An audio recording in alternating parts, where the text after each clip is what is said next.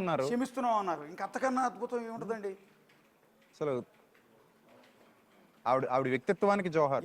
అంత అద్భుతమైన వ్యక్తిత్వం ఉంది ఆవిడ దగ్గర. ఇందాక ఒకసారి మనం ఎవరైతే పాస్టర్ ప్రవీణ్ పగడాల గారి కజిన్ సిస్టర్ అంటండి శ్రీదేవి గారు, ఆవిడ బిగ్ టీవీతో మాట్లాడినప్పుడు ఎవరు చంపుంటారు, ఎవరు ఈ పాపానికి ఒడిగట్టుకుంటారు, ఎవరు శత్రువులు ఉన్నారన్న క్వశ్చన్ అడిగినప్పుడు ఆవిడ కొన్ని ఒక ఆసక్తికరమైన కామెంట్ చేశారండి. అది వేరే మతాలను ఉద్దేశించి చేయలే ఆవిడ. కొన్ని ఇంటర్నల్గానే అంతర్గతంగానే, అంటే మాకు ఆ వీడియో విన్న తర్వాత, బయట విన్న తర్వాత కొన్ని అంతర్గతంగానే ఏమన్నా గొడవలు ఉన్నాయా అన్నట్టుగా కొన్ని అనుమానాలు రైజ్ చేశారు ఆవిడ. మీకు ఒకసారి మా వాళ్ళు ప్లే చేస్తారు, మీకు ఆ వీడియో కూడా ప్లే చేస్తాను. అందులో ఆవిడ ఒక కయ్యూన్ హెబేల్ అనే ఏదో స్టోరీ ఒకటి చెప్పారండి. కయ్యూన్ హెబేల్ బ్రదర్స్ ఇద్దరు ఉన్నారంటే నాకు పెద్దగా దాని గురించి అవగాహన లేదు కాబట్టి చెప్పట్లేదు. జీసస్ కి ఫస్ట్ స్టోరీ అంటండి, ఆది కాండంలో ఉంటుంది సార్ అది.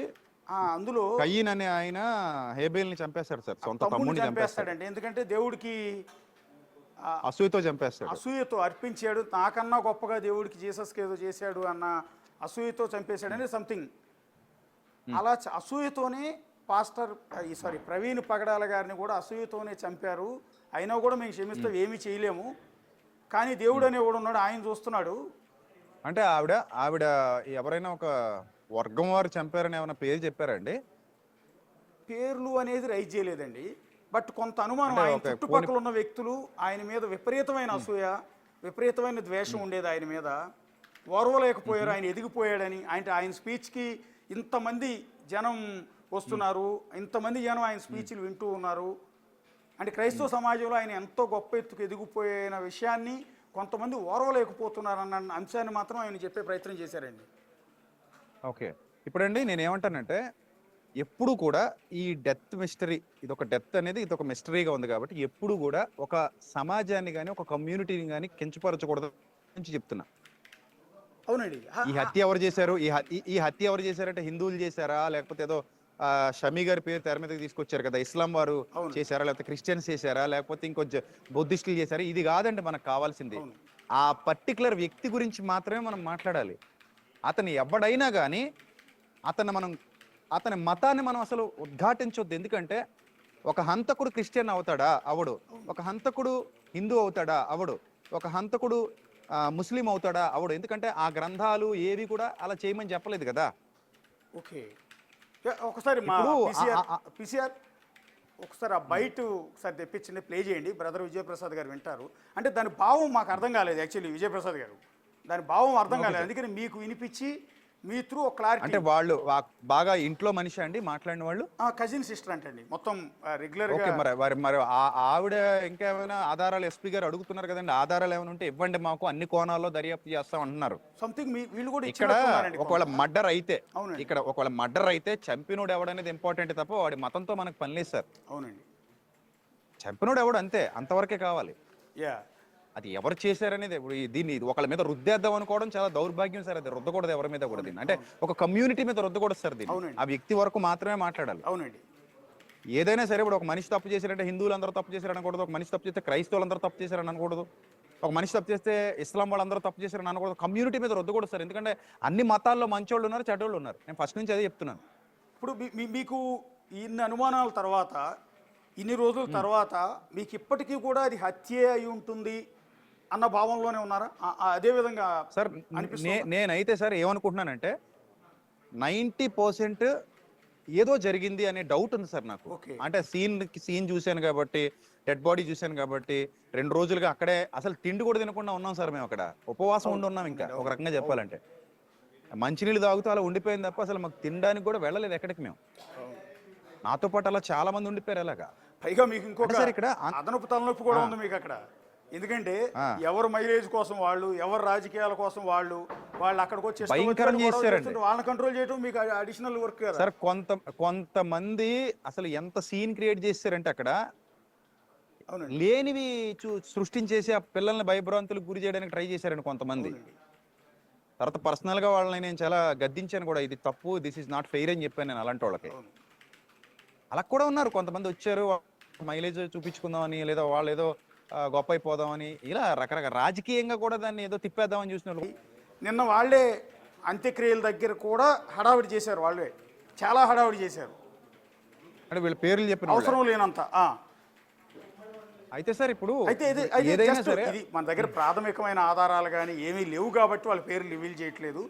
జస్ట్ మీ ఐడియా కోసం, అంటే మీ ఆలోచన. అంటే సార్ ఇప్పుడు ఒక పాయింట్ చెప్తాను సార్. మొన్న మేము పంచనామా రాస్తున్నప్పుడు ఓకే ఎస్పీ గారి సమక్షంలో వాళ్ళు ఏం అడిగారంటే అనుమానితుల పేర్లు చెప్పండి అని అడిగారటండి సార్. నేను ఆ పేర్లు అవి నాకు తెలియదు సార్, ఏం రాశారో తెలియదు. 5గురిలో నేను లేను. ఓకే నేను బయట జనాన్ని కంట్రోల్ చేసే పనిలో ఉన్నాను నేను. ఓకే అయితే అక్కడ ఎవరో 5గురు కూర్చున్నారు, అనుమానితుల పేర్లు చెప్పండి అని వాళ్ళ ఫ్యామిలీని అడిగారు సార్ వీళ్ళు. ఓకే పోలీసులు అడిగారు సార్, ఫ్యామిలీని అక్కడ ఉన్న పెద్దల్ని అడిగారు సార్. ఓకే అప్పుడు మరి ఈ పేర్లు అక్కడ చెప్పుంటే చాలా బాగుండేది కదా సార్. సంథింగ్ ఒకవేళ ఇప్పుడు ఏమైనా చెప్తారా, చెప్పే ఆలోచనలో మరి ఉన్నారా? చెప్తే మంచిదే కదా సార్. ఇప్పుడు అనుమానితుల పేర్లు అడిగినప్పుడు మీకు ఎవరి మీద అనుమానం ఉందా, సస్పెక్ట్లు ఎవరైనా ఉన్నారా చెప్తే మేము ఇంటరాగేషన్ చేస్తాం, పిలిపిస్తామని వచ్చిన వాళ్ళని బంధువులు ఎవరైతే డెడ్ బాడీ కోసం వచ్చారో వాళ్ళని అడిగారు సార్ వాళ్ళు. ఓకే ఓకే పోలీస్ వాళ్ళు. ఓకే మరి వీళ్ళు చెబితే ఇప్పుడైనా పర్లేదు, చెబితే వాళ్ళు యాడ్ చేసుకుంటారు, ఇంటరాగేషన్ చేస్తారు. ఒకవేళ అలాంటి కోణం ఏమైనా ఏమంటే ఏం జరిగినా ఆ వ్యక్తి ఎవడైనా, వాడు అపాలజిస్ట్ అయినా, ఎవాంజలిస్ట్ అయినా, పాస్టర్ అయినా, ఇమామ్ అయినా, లేకపోతే ఇంకొక గురువు అయినా, ఇంకొక బాబా అయినా, ఎవరైనా కానివ్వండి, ఆ మతానికి ఆ వ్యక్తికి సంబంధం లేదండి. ఓకే అంటే యాక్చువల్లీ ఆ ముగ్గురు మీకు కూడా తెలిసిన వాళ్ళే. ఓకే ఆ ముగ్గురు మీకు కూడా తెలిసిన వాళ్ళే బహుశా.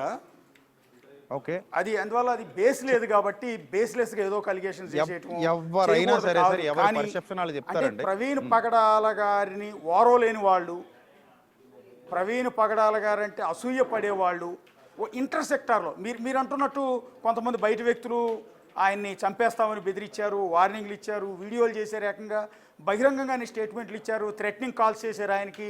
ఇవన్నీ పక్కన పెడదాం, ఇవన్నీ ఒక ఎత్తు. కానీ ఇంటర్నల్గా కూడా ఆయన కొంత థ్రెట్ ఉంది అనేది ఇక్కడ బయటకు వచ్చిన ఒక లీక్ అయిన సమాచారం. సో బేస్ లేదు, బట్ ఆ కోణంలో కూడా దర్యాప్తు చేయమని పోలీసు వారికి చెప్దాం సార్. మరి ఓకే ఓకే మీ మాటగా, మీడియా సాక్షిగా ఓకే ఆ కోణంలో కూడా దర్యాప్తు చేయండి. ఏదేమైనా అన్ని కోణాల్లో దర్యాప్తు చేసి సమగ్ర విచారణ జరిపి మాకు నివేదిక ఇవ్వండి అని అడుగుతున్నాం కదా సార్ ఫస్ట్ నుంచి మనం. అవునండి అవునండి.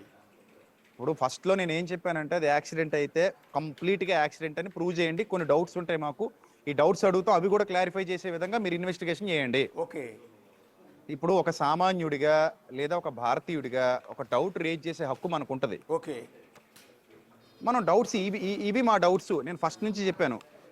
ఓకే ఈ ఏదైతే టోల్ గేట్ ఉందో దానికి ముందు ఏం జరిగింది అదొక డౌట్ ఉంది. మధ్యలో ఎవరైనా కొట్టారా, ఆ హెడ్ లైట్ ఎందుకు పగిలింది, ఆయన ఎందుకు సిగ్నల్ లైట్ వేసుకుని వస్తున్నాడు, ఆ ముందు ఏం జరిగిందని సీసీటీవీ ఇవ్వండి అని అడిగామండి. డౌట్ ఉందని అడిగాం. అవునండి.